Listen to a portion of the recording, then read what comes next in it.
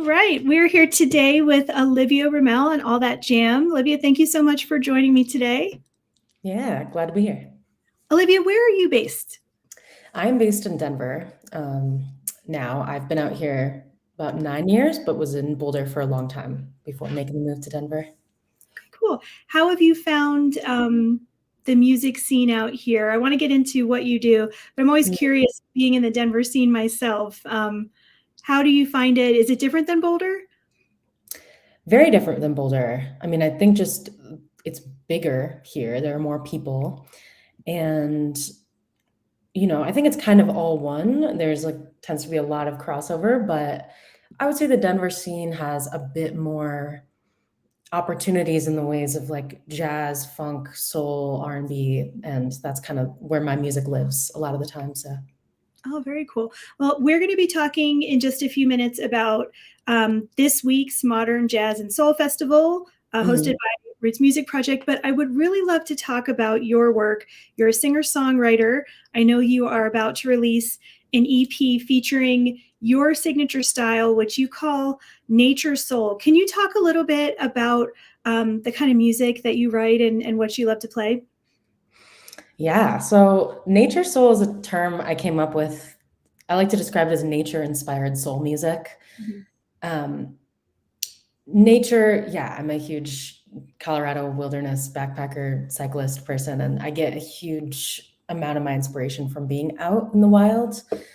And I think even more than that, even in the songs of mine that don't necessarily talk about nature, there's always themes that connect back to connection to nature and connection to self. So I described it, I've been writing up all these blurbs for my EP, which drops this Friday, about my songs have a lot to do with self-undoing transformation and change and just these different pockets of my own psyche that I'm working through. Um, that's how I like to describe it. So a lot about the cycles of the earth, cycles of self, these kinds of things, whether that's about a relationship or about an inner thing that I'm dealing with or trying to capture a moment of being outside. So nature soul, and then I'm heavily, heavily inspired by soul music. So many amazing people I could name, but also with that really lyrical component and the focus on it always being a lyrical story. So And you've got, I know, some music coming out in just a couple days. Do you want to talk a little bit about that? yes, that EP is called I Take a Picture with My Whole Being. And it's a 5-song EP, just kind of exactly what I was just talking about, those themes of self-undoing transformation. And I think I said a celebration of living too, because it's definitely uplifting, but takes you on some twists and turns. But Mhm. I'm super proud of it. It has amazing collaborators on it.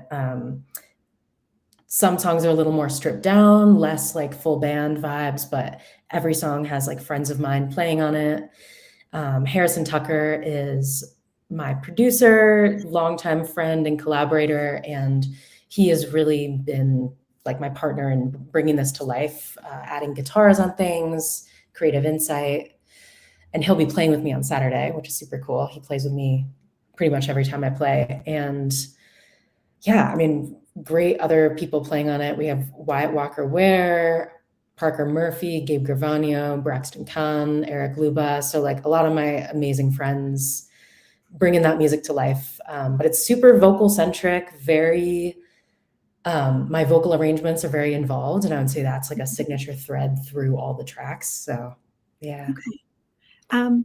So staying on that kind of topic of being a vocalist, I had read your blog, and I feel like you are really open about sharing just all kinds of different things related to your journey. You had some posts there about some health related things that started for you when you were really young, having Mm. nodes, right? And I just was thinking to myself, that must really impact somebody in different ways who continued on in that field and having the same goals and the same dreams.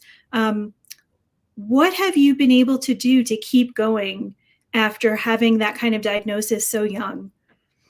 That's a great question. I wasn't expecting that. Um, I always joke, like, being a singer keeps me behaving very well, because if I don't, then, I lose connection to accessing my voice in an easy way. So I learned that very young, and I think it just kicked into gear, like, a level of seriousness for me of, like, do I care Mhm. enough about music and singing at age 11 or something? I was diagnosed. And you can reverse that vocal damage, but it requires therapy and relearning how to use your voice. It seems like you know about that. So I've always kind of been very connected to my voice in that way. And I think overall it's been a gift, um, but made me take it seriously at a young age. Which, yeah, again, probably is a gift and has been. So it's something that doesn't really come up anymore. Sometimes, I feel like I've healed it successfully, but it's always Mhm. there in the back of my mind as like, oh yeah, that's something I went through. Yeah, and I would think too, um, there's probably a different level of appreciation for just being able to do what you love to do, um, Mhm. when you have anything happen that could make you pause for a second and think, "Is this still something that's gonna be possible?" Totally. Yeah. Now, you are gonna be performing, as part of the Roots Music Project first annual Modern Jazz and Soul Festival, which I'm very excited about.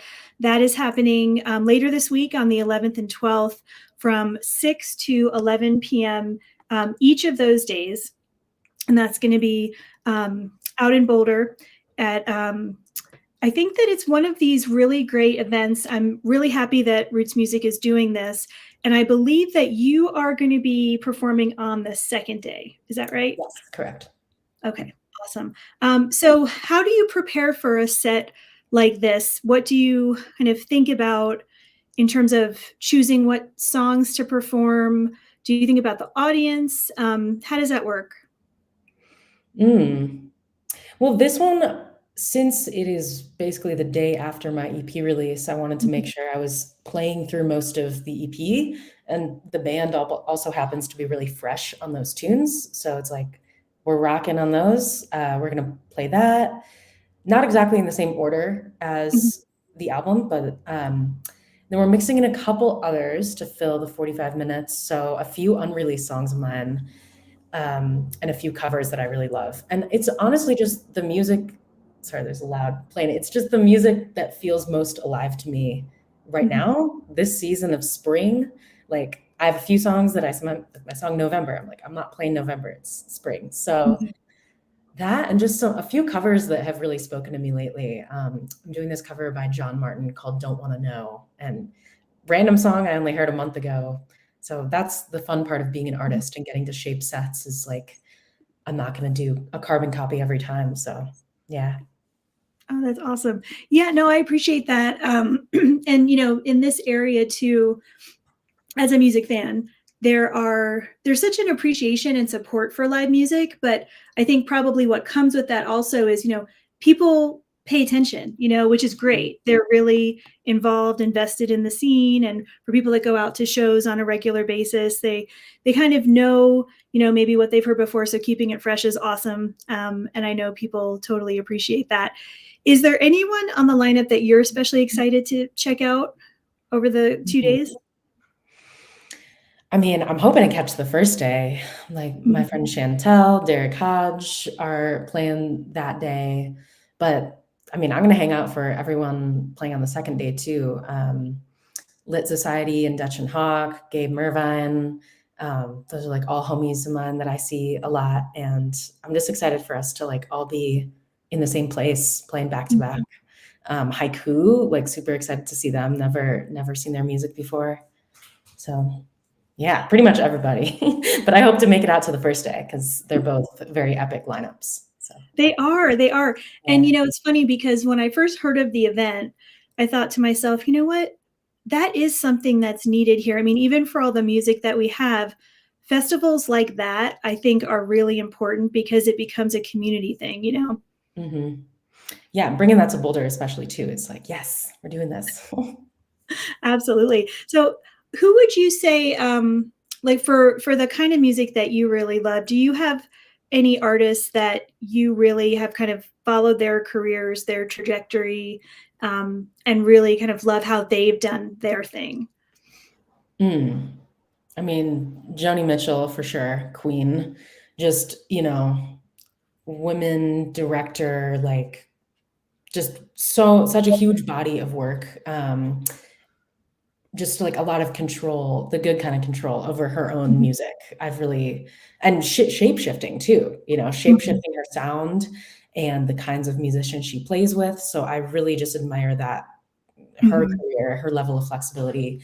Like a lot of women, I was just talking to my dear friend Daphne, who is singing with me on this show about this. Like so many women I look up to, Fiona Apple, Tori mhm, Amos, like people really lyric focused, powerful, but mhm, also like emotionally vulnerable. That's kind of what I go for. yeah. Um, but in terms of like career trajectory, yeah, there's a more current artist right now, Alicia Joy, that I love so much. She's based out of Mhm, Melbourne, who's yeah, sonic references. I really love, and of course Napalm of Hiatus Coyote. Those are kind of my big mhm. influences. Yeah, Melbourne has actually Australia has an awesome music scene. Melbourne has a really good music scene. There's a lot of bands that come out of there that I love, all yeah. different genres. I don't know what it is about that area. Maybe it's just there's something there that I connect to. I don't know what it is. I agree. There's something going on there. I really gotta go there. Have you been ever? No, I've wanted to. Actually, there's a few festivals out that way. One in particular that some bands from the States will go and play, or at least have in the past. And I've thought to myself, that would be such an epic trip to go and Ooh, check yeah. out the, bands that I know, but then also spend a bunch of time going to see shows elsewhere. Mm, Yeah, I would yeah, totally. gotta make the trek. So thinking about, after this festival's over, you've got the release. What else is coming up for you? What are you kind of thinking of as we get into, hard to believe, but the second half of the year almost I upon us? know. Crazy. Oh, well, something this ties in, but something I forgot to mention is that I'm gonna have 2 background singers on this show, which I've only had 1, Mhm. and I'm really excited to start adding that into more shows because it's, like I said, vocal arrangements, like, are really what I do, best maybe. Like I'm obsessed with them, love them, have always done choral arranging from the Mhm. time I was a kid, blah, blah, blah. But bringing that to life more, super excited about that. Um, I mean, really just everything has culminated to this week, this show, Mhm. this EP release. So I'm gonna take a minute to celebrate and just Yeah. bask in it, honestly. And I'm recording a bunch of other stuff too. Being very independent with it, recording in my own place, and excited to see where that goes. So, yeah, Well, we're all about supporting the independent music here. It's really important. yeah. If people want to find you, listen to your music, where would be the best place for them to go? Probably my website because that will link to streaming that isn't just Spotify. Apple Music, YouTube Music, so on and so forth. And that also just links to I'm going to have some behind the scenes content of this whole project. And so that's probably the best, oliviaroumelmusic.com. And of course, Cool. I'm on Instagram and Facebook and all the social things. Love it. Love it. We'll Yeah. make sure to post a whole bunch of links. And I do want to mention also just a couple details about the festival as well. As far as I know, I think tickets definitely can be found on Eventbrite. That's where I've seen them Yes. posted. Yeah, so that's a place to go. Single day tickets are available for $32.50 or a weekend pass for $50, which is an incredible value for all that music for 2 days. Is pretty amazing, Yeah. actually. And then Roots Music Project Foundation. I think this is definitely something I want to mention is a 501c3 nonprofit local music incubator. And they're doing awesome stuff with education, all different kinds of events. I know they have a sober event. It's just been amazing to me to see what they've been growing over there. And I can't wait to see what happens. I know that there's some other festivals in the works and lots of other cool things happening out that way. Yeah. Well, Olivia, is there anything else that you would want to share that I didn't ask you about today? No, not really. I think I'm good. Cool. Yeah. Well, we will be sharing this and make sure that everybody has a chance to listen to your music. And then hopefully for everybody that's local, they can get out and see you later this week. So thank you so much. Thank you, Amanda. I really appreciate you. Yeah. Hang out for just a second and I'm going to play our outro. Let's see here.